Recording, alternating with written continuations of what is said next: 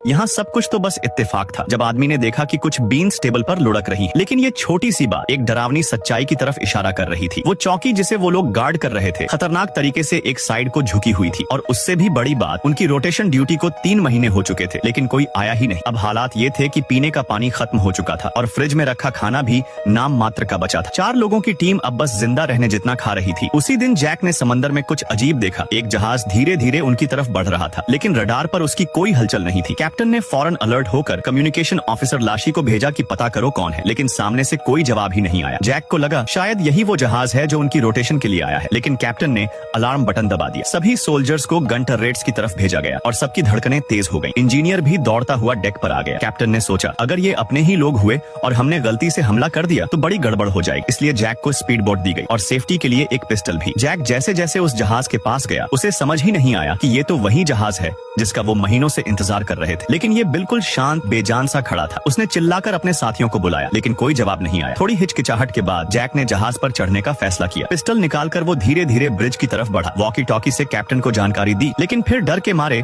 उसका sound of कर दिया। ब्रिज अंदर से पूरी तरह तहस नहस था। सारे वायरिंग और सिस्टम बर्बाद हो चुके थे। लगता था इस जहाज पर महीनों से कोई था ही नहीं। सर्च करते हुए जैक को बहुत सारा खाना मिला और एक रूम में 4 सोल्जर्स की यूनिफॉर्म बिल्कुल ठीक से रखी हुई। यही वो लोग थे जो उनकी जगह लेने आए थे, लेकिन अब वो सब कहाँ चले गए? दूसरी तरफ कैप्टन बार बार जैक से कांटेक्ट करने की कोशिश कर रहा था, लेकिन जैक भूल चुका था कि उसने वॉकी टॉकी बंद किया हुआ है। नियमों के मुताबिक अगर जवाब ना मिले तो उस अनजान जहाज को तबाह कर देना होता है। क्योंकि टर्रेट्स की रेंज से बाहर था, कैप्टन ने वो खतरनाक हथियार लॉन्च करने का फैसला किया, जिसके लिए 2 चाबियों की जरूरत थी। लाशी ने पहले तो मना किया, लेकिन फिर मजबूरी में चाबी दे। कैप्टन ने दोनों चाबियां लगाई और लॉन्च कोड एक्टिवेट कर लिया। फायर करने से पहले उसने आखिरी बार जैक को कॉल किया और उसी वक्त जैक को अचानक याद आया कि उसने वॉकी टॉकी ऑन ही नहीं किया था। जैसे ही उसने डिवाइस चालू किया, कैप्टन की आवाज आई। खतरा टल गया। जैक ने स्पीड बोट